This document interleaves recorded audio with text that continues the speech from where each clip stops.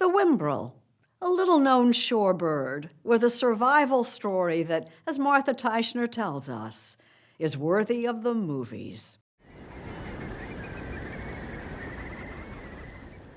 The whimbrel appear in the late afternoon sky above DeVoe Bank, a tiny island, a sandbar really, just off the South Carolina coast south of Charleston. Crouched in the dunes, we watch with the scientists studying them. And as we got near to sunset and high tide was coming in, University of South Carolina graduate student Maina Handmaker remembers the first time she saw what we were seeing. it was just the most unbelievable thing I've ever seen. Hundreds of whimbrel just streaming in over the horizon. Clouds of birds. Look at them against the sunset. You tell yourself, memorize the sight. And then you whisper to your soul, I'm glad to be alive, so I can witness this astonishing thing. As night falls, they land and sleep. Who knew? Until Felicia Sanders, a bird biologist from the South Carolina Department of Natural Resources, found herself at DeVoe Bank one spring morning in 2014. No one knew. I was really surprised just thousands of whimbrel came off the island right at sunrise, and to have that many at one place at DeVoe Bank, it just seemed very unusual and maybe something that nobody else had discovered. The world-renowned Cornell Lab of Ornithology at Cornell University called it one of the most mind-blowing discoveries in the history of 20th and 21st century ornithology. Why? Because whimbrel are disappearing fast. These birds have been declining steadily in recent decades, 4 or 5% every year. Andy Johnson produces videos for the Cornell Lab. His academic study was whimbrel. Why are they in decline? There's sea level rise and development on coastlines that converge and compress their foraging habitat and their roosting habitat. And there's aspects of climate change that are affecting them in timing of food availability. It's complicated. Yeah, they have a wide range of things that are sort of hitting them from all sides. What's most noticeable about a whimbrel is its long, downturned bill, perfect for snatching crabs and other crustaceans out of the wet sand. So whimbrel are pretty big for shorebirds. I mean, they stand probably almost about a foot tall, kind of long legs, long necks, but they're lighter than they look. You know, they're definitely less than a pound. Which makes their 5,000 to 10,000 mile annual migration that much more remarkable. They winter along the northern coast of South America. En route to their summer breeding grounds, they pause for a month or so to rest and fatten up for their flight non-stop to the Arctic. Once their chicks hatch and can fend for themselves, they turn around and head back south. The best guess estimate of this species is 80,000, and of the eastern population, the ones that go up and down the Atlantic coast, is 40,000. A formal count on DeVoe Bank in 2019 amazed ornithologists. Maybe about 80 just came in. So this group here is like 180 flying over us right now. By now, there's literally thousands of birds all around us. It's the craziest thing I've ever seen. We got almost 20,000 whimbrel at DeVoe. That's half the entire eastern population on this fragile, ever-changing bit of high ground.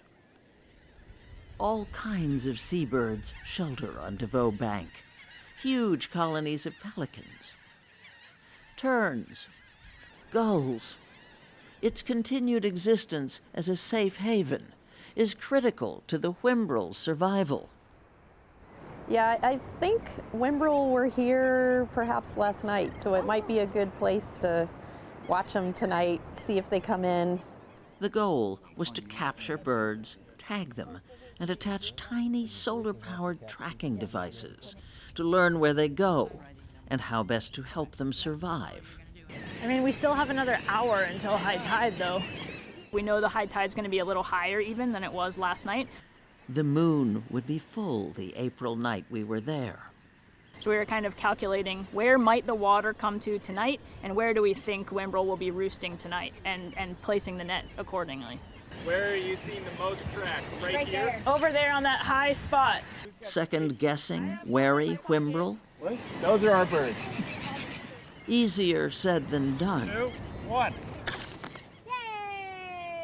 How hard is it to achieve what you're trying to do? Quite. This will be our 5th night in the past couple weeks trying to catch birds, and they have evaded us so far. By nightfall, the whimbrel had evaded capture again, and higher than expected tides had swamped all of the nets. Team Whimbrel kept at it. This is maybe our 15th try in the last 4 or 5, 6 weeks. I'm losing track, honestly, but yeah, I don't have super high hopes considering how tough it's been. These birds are so darn brilliant. Finally, on May 11th, they hit the jackpot. 14 captures. Female, male. Yeah, sure looks like it, doesn't it? The good news? They managed to tag and put transmitters on 2 birds. The bad news? A lightning storm forced them to release the rest. You know, I kind of love the challenge. If it was easy, I wouldn't love it. And I'm glad the birds are winning. They should. Winning, but for how long? Without the work that's being done here at DeVoe Bank to save them, how long?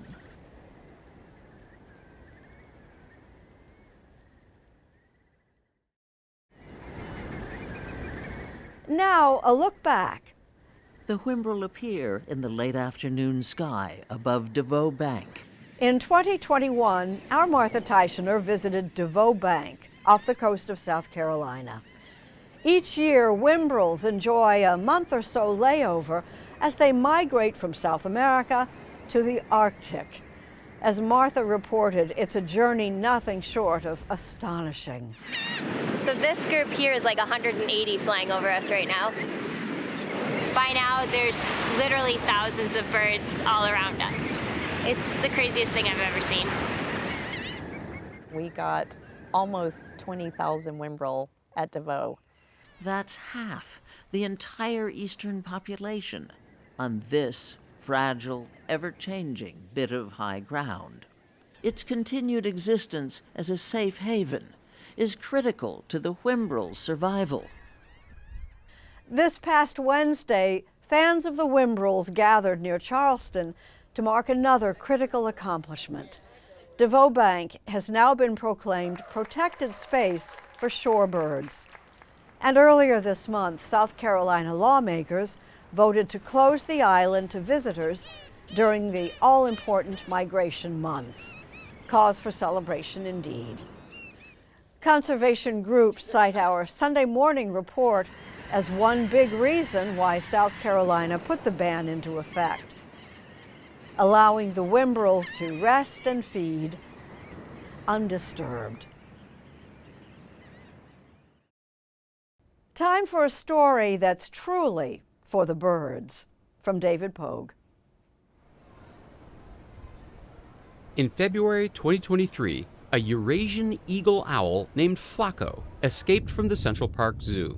For a year, he lived among the skyscrapers and became something of a Manhattan mascot. You would see him kind of going from window to window looking in at people's apartments. But then, earlier this year, well, a sad day for New Yorkers and bird lovers across the country. He crashed into a building and died.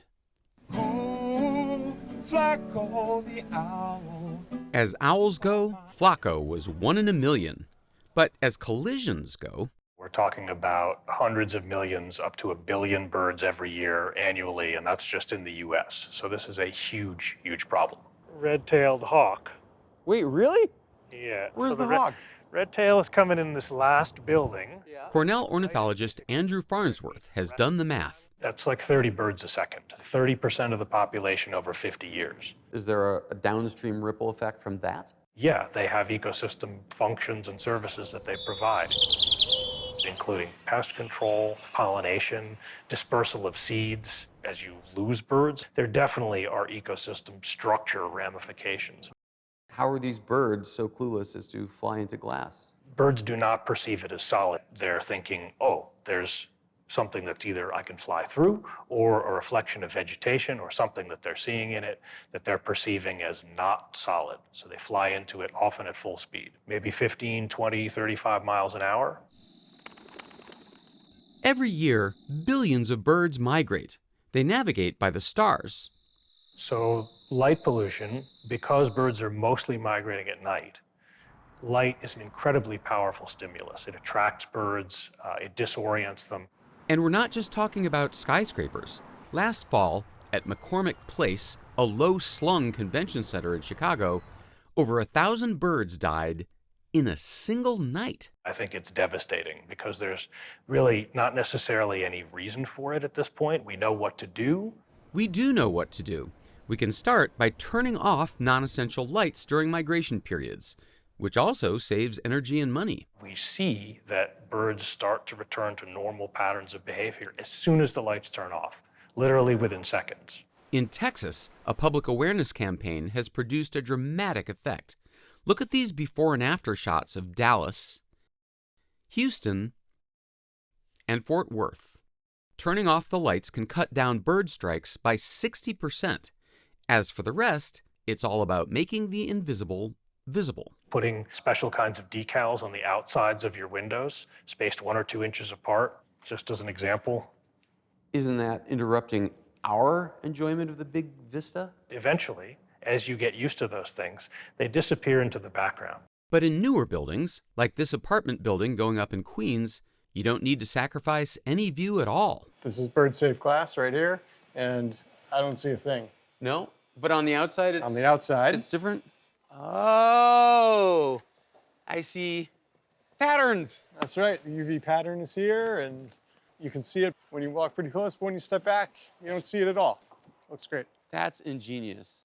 The building was designed by FX Collaborative Architects, for whom Dan Piselli is the sustainability director. In 2014, his firm also fixed the biggest bird killer in New York City, the Javits Convention Center, 6 blocks of pure glass. We used a material called frit on the glass, which is just a bunch of dots that are kind of baked on. And the collisions there were reduced by more than 90%. In 2019, New York City passed an ordinance requiring all new buildings to be built with bird-friendly glass. San Francisco, Toronto, and Washington, D.C. have all passed similar legislation. And McCormick Place in Chicago? They've now installed those safety dot stickers. Is it conceivably possible that 50 years from now, Flacco free in New York City might still be flying around? I like to think so. I think that we're on the right track in terms of the laws and that people are starting to understand. I hope so.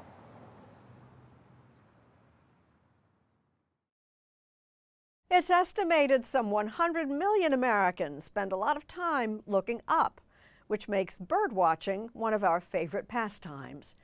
But it's a safe bet there's never been a birder quite like the fellow our Nancy Giles caught up with. New York's Central Park is an oasis of green in one of the world's busiest cities, drawing millions of visitors from around the world, including more than 280 species of birds, many of which make this a regular stop on their annual migrations. They're passing through New York City and they see the sea of concrete and they're like, where am I gonna go? And then they see this and they're like, oh, and they all hit right there. They all hit right here. For Christian Cooper, the woods in Central Park's Ramble have always been a sanctuary, and the birds who make their way here, his obsession and delight. What's that That's a blue jay. I like to think of it as sort of the Rihanna bird, because if you ever heard Rihanna sing Shut Up and Drive, and she says, so if you want me, let me know, no. The bird is kind of going, Jay, Jay, Jay. It's been more than 3 years since Christian Cooper made national news. Tonight, a white woman who wrongfully called the police on a black man in New York City's Central Park. As the black man who recorded this video when a white woman refused his request to comply with park rules and put her dog on a leash. Please don't come close to me. Sir, I'm asking you to stop recording me. Please don't come close to me. Please take your phone off. Please don't come close to me. I mean, you had your phone. I had this. And so I was like, all right, well then I'm gonna record your scofflaw behavior of your dog being off the leash. You know, I had no idea she was gonna take it to a racial place. I'm gonna tell them there's an African-American man threatening my life. Please tell them whatever you like. Once she did, I was like, okay, so I can either stop recording like she wants me to and hope that that makes all this go away, you know, capitulate to that racial intimidation, or I can keep doing what I'm doing until that dog is on the leash. He is recording me and threatening myself and my dog. By the time the police arrived at the scene, both the woman and Christian Cooper had left. Initially, my reaction was, you know what, I just want to crawl under a rock and hide until this blows over. But George Floyd's brutal murder in Minneapolis would take place just hours later. And I realized that was not the proper response. Christian Cooper's video, first posted by his sister Melody, went viral. I'm being threatened by a man in the ramble. Please send the cops immediately. For better or worse, it highlighted the undercurrent of racial bias that still exists deeply in our society. And that's what we need to focus on. That bias, same kind of racial bias, made a white police officer in Minneapolis think that it was okay to kneel on a black man's neck until he was dead. Made the other cops around him think it was okay to stand by and do nothing. And George Floyd couldn't talk about it. Breonna Taylor couldn't talk about it. Ahmaud Arbery couldn't talk about it, but I could. I'm Christian Cooper, and I am a bird. These days, Christian Cooper's focus is back on his beloved birds. He hosts a National Geographic series, traveling far and wide to explore the wonders of birds. And along the way, I'll show you what I adore about these crazy smart, dazzling, and super-powered feathered creatures. And he's written a memoir about growing up on Long Island and the existential loneliness of being a closeted gay teenager. That was a hard thing, growing up knowing that in the 1970s. Yes. I remember the kind of things kids would say to other kids. And in what can be very conservative Long Island, so it was a hard place to be. How did you cope? A lot of escapism. Part of it was getting out into nature. That was incredibly healing. Science fiction helped his imagination take flight. Oh my God, Star Wars came out at just the right time. And may I ask you, how many times did you see Star Wars? I have seen Star Wars in the theaters 41 times. And then when the first sequel came out, The Empire Strikes Back, by the second night it had opened, I had seen it 4 times. So yes, I was a little bit of an addict. What was that otherworldliness attraction about? It just opens up new possibilities that you can imagine, and that can be important, you know, because if you can imagine something different, then maybe someday we can get there. Kirk here. Captain. He credits the TV show Star Trek, particularly Mr. Spock, with helping him keep his cool during the confrontation in Central Park. A Vulcan's mental discipline is to suppress emotion, right, and act only rationally, right, and logically. And that's why when she said, I'm going to tell the police that an African-American man is assaulting me, you were able to just go, basically. Spock also helped him survive his childhood. Here I was, a nerdy, brainy kid, and here's a character on this TV show who's, you know, one of the heroes of the show, and he's all about the intellect. He's all about the brains. So that was really appealing to me, to the point that I spent hours as a child in front of the mirror, going like this, trying to learn to be able to raise one eyebrow without the other. And guess what? I mastered it. You got it. Wait, do it again. You keep your eyes on the bird, right, and you bring the binoculars to your eyes, and then boom. The incident in Central Park has not dampened his enthusiasm for this place or for his avian friends. It's a window into the world that people don't always have.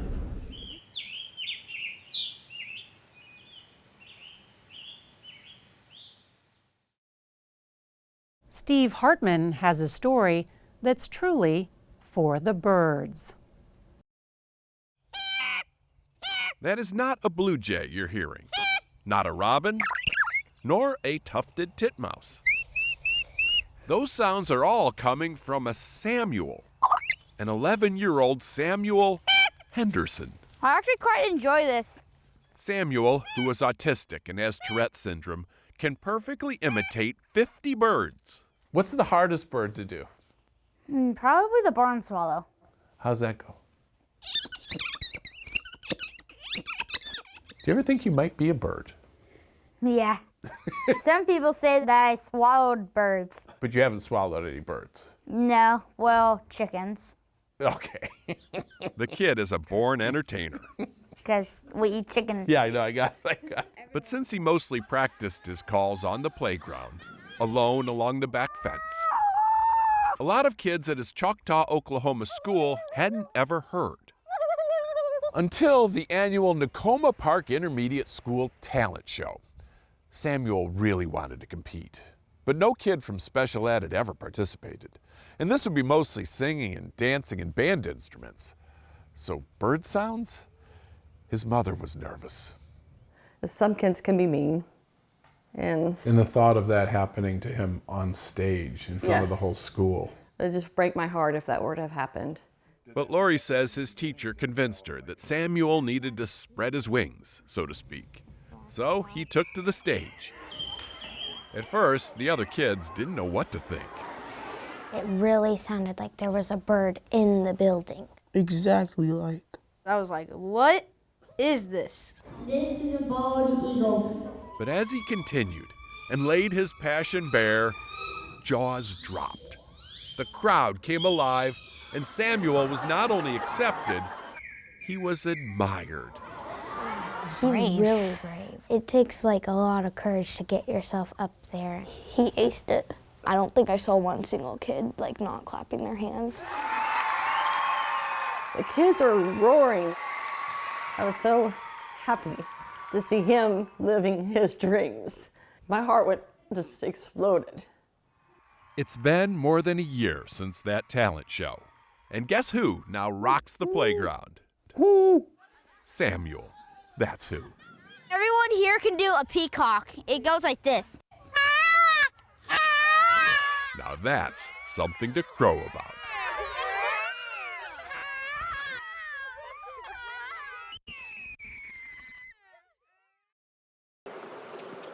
We take to the trees for a little bird listening. Turns out, as Faith Saley will tell us, they make beautiful music.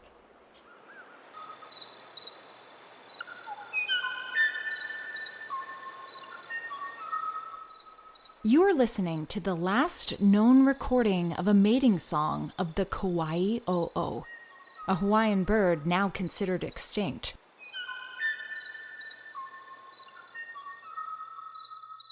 A male o-o is calling out for a female mate who will never come.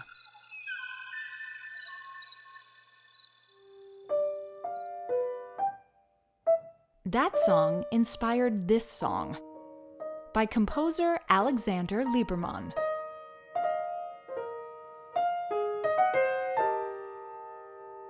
If every artist has a muse, Liebermans have feathers and wings. I think everything starts with my trip to Costa Rica in February 2020. I mean, I'm a city person. I'm born in Berlin, Germany, and I lived in New York for almost 10 years. And in Costa Rica, I was just exposed to a lot of wildlife. But when the pandemic hit and he was locked down in Berlin, he himself began to feel like a caged bird. That was until... Suddenly, I heard them with different ears. I was just like, oh my God, these are spine-tingling like calls. And so unpredictable and hauntingly beautiful. And I just started transcribing them.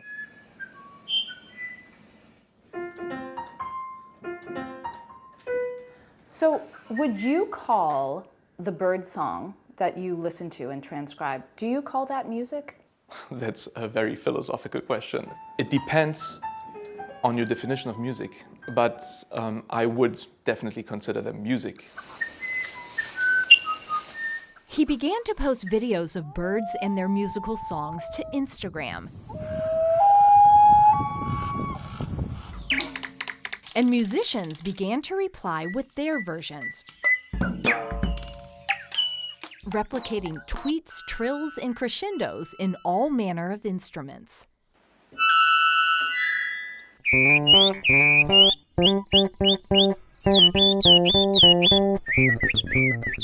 And along the way, he began to hear the world differently. A lot of times people consider contemporary music, classical music, to be extremely abstract and difficult. But when you look at those transcriptions of some birdsong, nightingales, for example, are extremely complicated, full of noise. And people have no problems with them, right? So to some extent, it might also change the listening experience of people. Tell me what you hear. So it gets more complicated, right? To transcribe each bird's song, first he slows it down, spending hours analyzing each sound, micronote by micronote. I have to say, sometimes it makes your head spin, but nature is so versatile, and like you would discover birdsong that you would not think imaginable.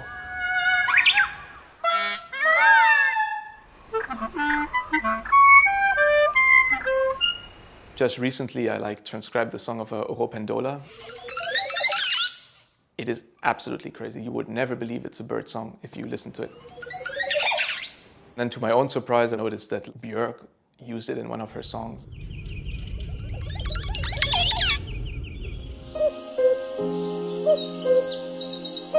And transcribing the birds has enabled Lieberman's own compositions to take flight. That high A that I repeat is the highest note of the second line that the bird sings. Has listening to birdsong changed the way you perform and compose music? Definitely.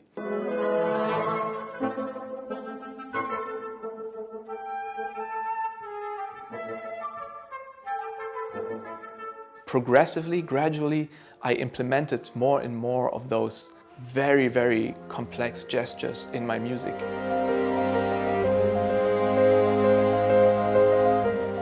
Lieberman's music seems timeless, but its inspiration may not be. Take the Javan Pied starling. It's believed the wild birds primarily vocalize to communicate with other birds, to attract mates or defend territory. This starling's song is so prized by collectors that it's been trapped nearly out of existence. And in captivity, the lonely birds have begun to lose their notes.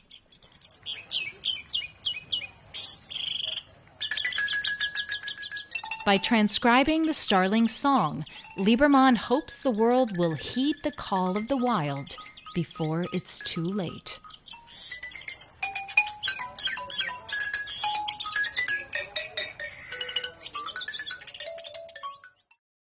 Scientific evidence suggests dinosaurs met their extinction through asteroid impact.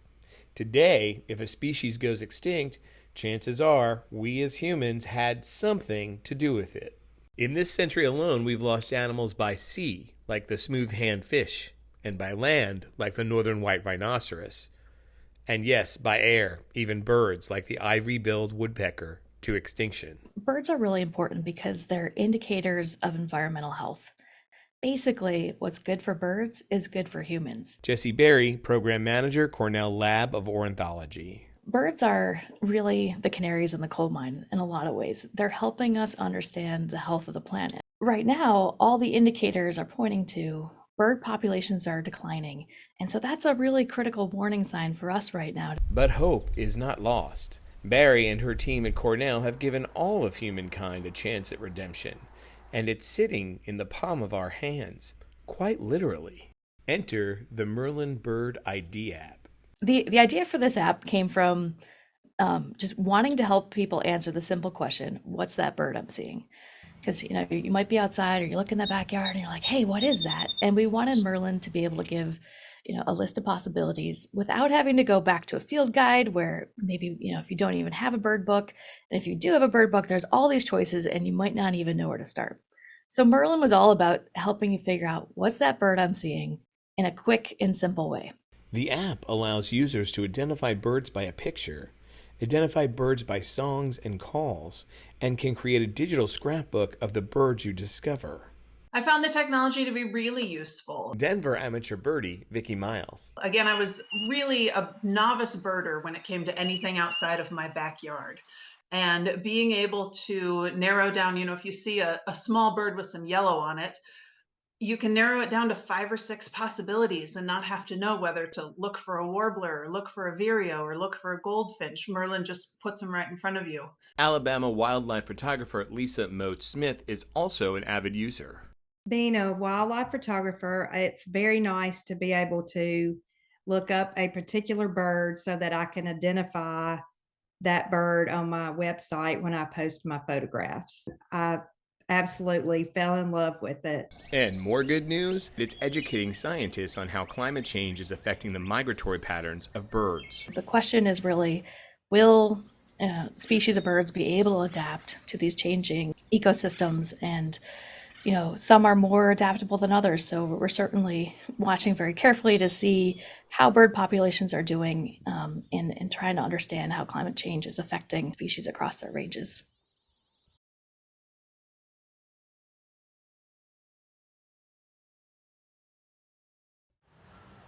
This thing weighs 2 tons. Artists confound me sometimes. It's a birdhouse exhibit. Is it a birdhouse? Well, maybe that's the point of art.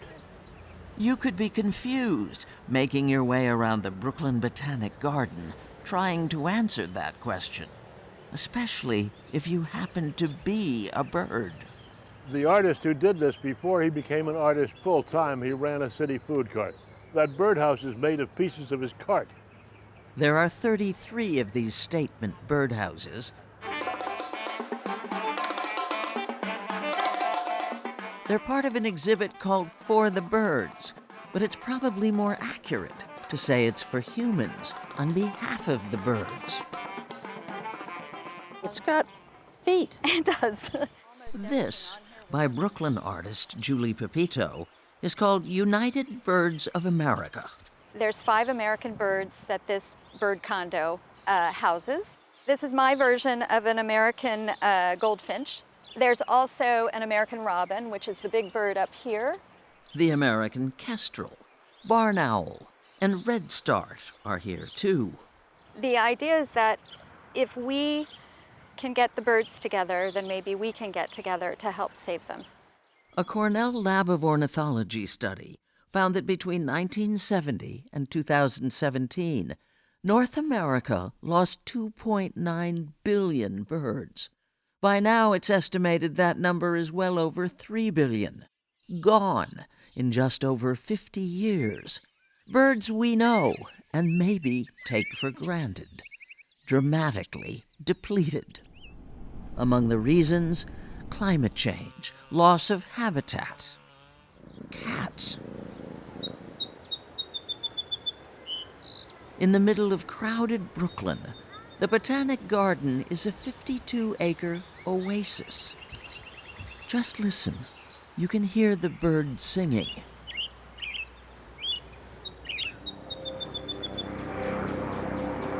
Until a plane or siren drowns them out. And you press. Next to each birdhouse, there's a sign with a QR code. Scan it, and your phone will play a piece of music. For the Birds is about more than birdhouses. Wow, you can hear the birds in it. Yeah. And I love the fact that the designers were able to pick their own pieces of music. Randall Poster made For the Birds happen. Poster is a music supervisor, someone who coordinates all the music for movies and TV shows. With each of the LPs, we invited different artists to create unique art. Poster lined up big-name musicians, actors, artists, and writers to create original bird-themed material for a limited edition 20 LP boxed set. The collection is also being released for streaming. Proceeds go to the Audubon Society for bird conservation. Among the 250 contributors, cellist Yo-Yo Ma, who had himself recorded in the woods, serenading the birds. Elvis Costello, rocking out.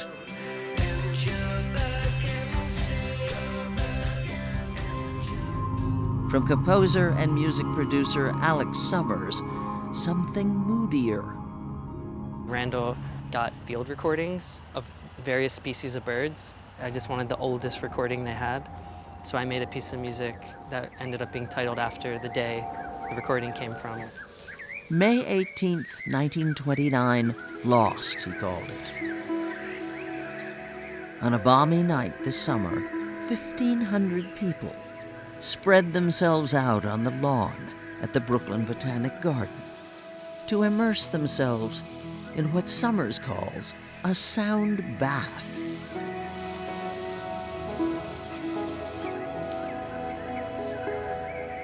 There they were, those birds recorded more than 90 years ago, flying through a new age.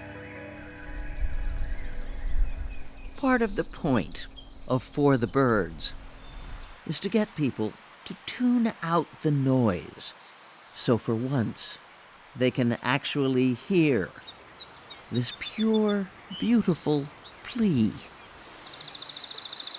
for help.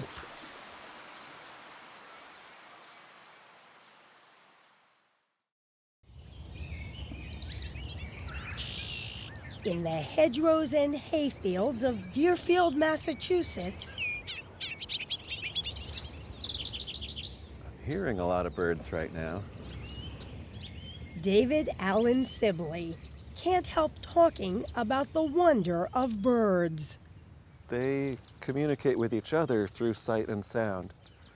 Kind of like we do? And the same way we do. So everything they do is accessible to us. And making birds accessible to us is the driving force of David Sibley's life. He sketches and paints everything from songbirds and swallows to penguins and puffins. This is the tufted puffin that's found in the Pacific, and this is called rhinoceros auklet, a rhinoceros horn on its bill.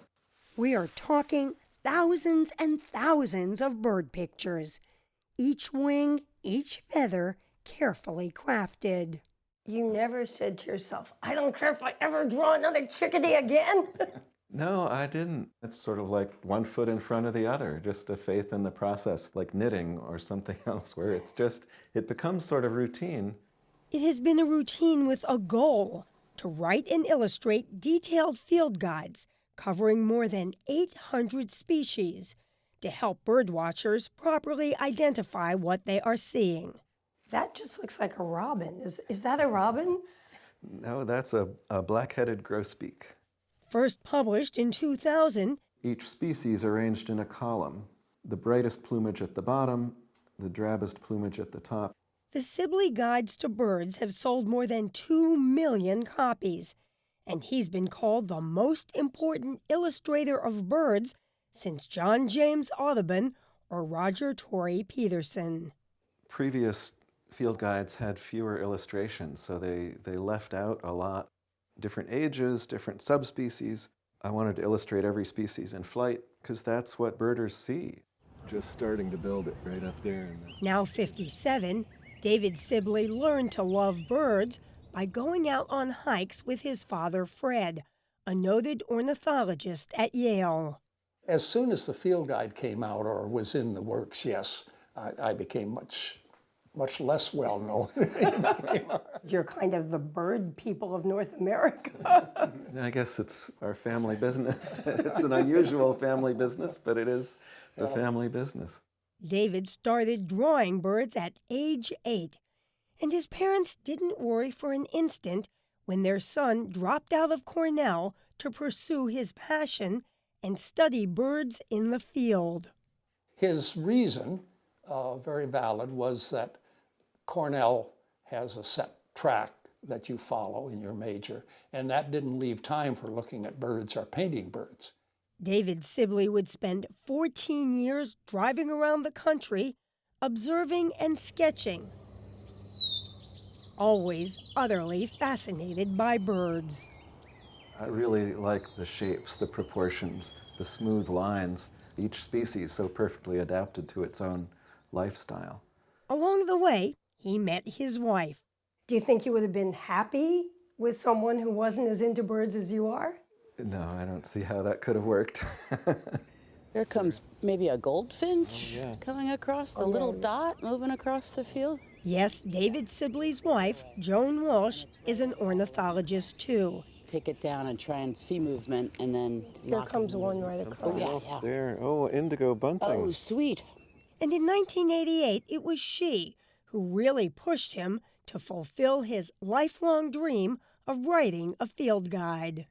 I said, you know, you can keep talking about it, or you can just say you're doing it. And so he did, and then he stood up and he fainted. Is that true? David, did you really faint? We were in a hot tub. We were in a hot tub. He would spend years working on the guide, but when publishers saw it, they went wild. To walk into a room with a publisher and have them say, yes, we'll do it, in 5 minutes was, I guess, a very unusual experience. In fact, Sibley's first volume hit the New York Times bestseller list. He followed it up with a series of other popular books about birds. And whether it's in his art or the delight that comes when he watches birds at his backyard feeder, A chipping sparrow, 2 chipping sparrows now. David Sibley says he's still learning about his favorite topic. What are some of the questions you're trying to answer? Can birds smell? Where do birds... Can they? Oh, yeah. Yeah, they can smell very well. Where do birds sleep? How do they hold and on? perch. They balance In their all night sleep? while they sleep. Are you just making this up? No, it's all true. Indeed, his latest book is called What It's Like to Be a Bird. And who should know better than David Allen Sibley?